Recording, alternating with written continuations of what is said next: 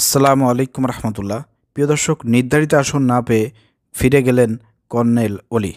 কি চিন্তা করতেছেন আপনারা বলেন তো আমার একটু? সাংঘাতিক কথা, কর্নেল অলি সে ফিরে গিয়েছে। আপনাদের মাথার ভিতর কী খেলতেছে একটু জানাবেন প্লিজ, কমেন্ট করুন কী খেলতেছে। আমিও এখনও জানি না যে আসলে কোথায় তার নির্ধারিত আসন ছিল, আর সেই আসন না পেয়ে কর্নেল অলির মতন লোক তিনি ফিরে গেলেন অপমানিত হয়ে। এটা কোথায়? আমার কাছে যেটা মনে হচ্ছে, প্রিয় দর্শক, আপনারা জানেন যে আজকে বাংলাদেশের সমস্ত রাজনৈতিক দলের সঙ্গে কিন্তু বৈঠক করার কথা, সংলাপ করার কথা বর্তমান অন্তর্বর্তীকালীন সরকারের প্রধান উপদেষ্টা ডক্টর ইউনূসের।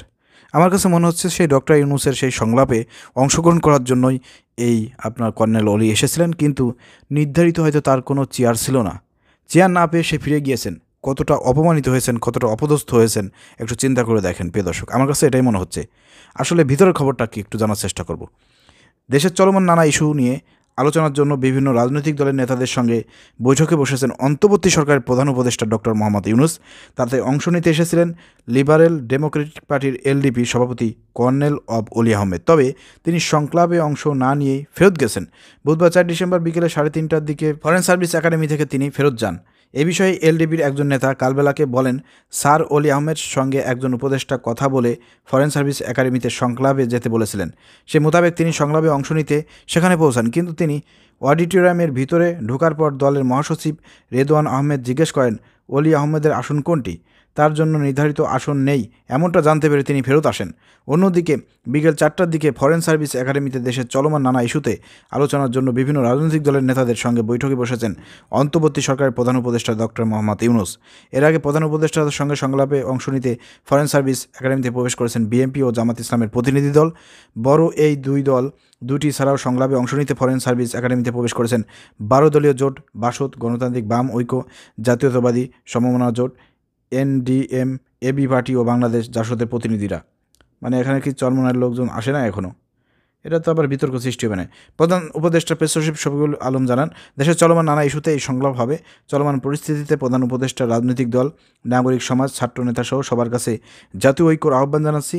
এই সংলাপে অংশ হিসেবে মঙ্গলবার 3 ডিসেম্বর ডক্টর মোহাম্মদ ইউনূস বৈষম্যবিরোধী ছাত্র আন্দোলনে অংশ নেওয়া ছাত্র নেতাদের সঙ্গে বৈঠক করেন। বৃহস্পতিবার 5 ডিসেম্বর সংলাপে বসেন ধর্মীয় নেতাদের সঙ্গে, কালকে বসবেন আর কি। আমি সাথে সাথে বলি যে হিন্দু ধর্মীয় যারা আছে সেসব নেতাদের সঙ্গে বসা দরকার, কারণ বর্তমান বাংলাদেশের পরিবেশ পরিস্থিতি নিয়ে ভারতে অনেক গুজব চালানো হচ্ছে, এই জন্য হিন্দু নেতাদের সঙ্গে বসা দরকার। প্রিয় দর্শক, এখানে একটু চিন্তা করে দেখেন, কর্নেল উনি সেখানে গেছেন, ভালো কথা। যার পরে জিজ্ঞাসা করছেন চেয়ার নাই। আরে ভাই, বুঝলাম না আমি, চেয়ার নাই কি চেয়ারের ব্যবস্থা করে দেওয়া যাবে না? এখন নির্ধারিত কি তার চেয়ারের নাম লেখা থাকবে যে এটা কর্নেল ওলির আসন? এভাবে তো আমার মনে হয় কোনো আসনে মানে নাম লেখা না। যদি থাকলেও থাকতে পারে সেটা বাংলাদেশের বিএনপি এবং জামাত ইসলামের, হয়তো এই যে বড় দুইটা রাজনৈতিক দল বর্তমান সময়ের, এই দুইটা দলের প্রতিনিধিদের হয়তো থাকতে পারে। থাকাটা অযৌক্তিক কোনো কিছু না, কিন্তু থাকলেও কি কোনো সমস্যা আছে? যার যে মর্যাদা তাকে সেই সম্মান দিতে হবে। সবাইকে সমান মর্যাদা, সবাইকে সব জায়গায় বসানো ঠিক হবে না, এটা নিয়ম না। যার যে মর্যাদা তাকে সেখানে বসাতে হবে।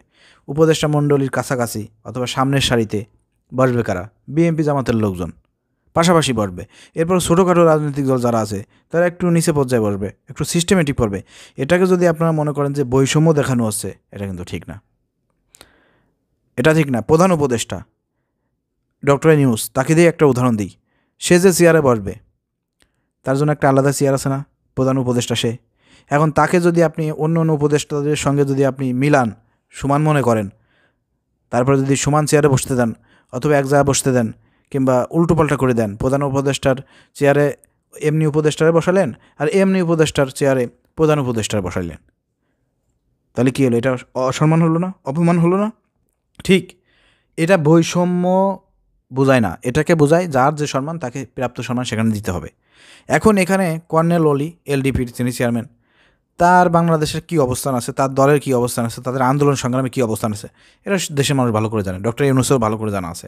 অর্থাৎ তাদের আসন চেয়ারের নাম লেখা থাকবে, এটা আসলে এরকমটা যদি সে মনে করে যে আমার আসনে চেয়ারের নাম নাই, এজন্য আমি এখানে থাকবো না, ফেরত যাব, তো একজন কর্নেল অলি যদি ফিরে যায় এতে কোনো যায় আসে? যায় আসে না। যায় আসতো যদি জামাতের লোকজন ফিরে যাইতো, বিএনপির লোকজন ফিরে যাইতো, তাই না? বুঝতে হবে বিষয়টা। তো যাই হোক, এখানে কর্নেল অলির উচিত ছিল এখানে থাকা, সংলাপে অংশগ্রহণ করা।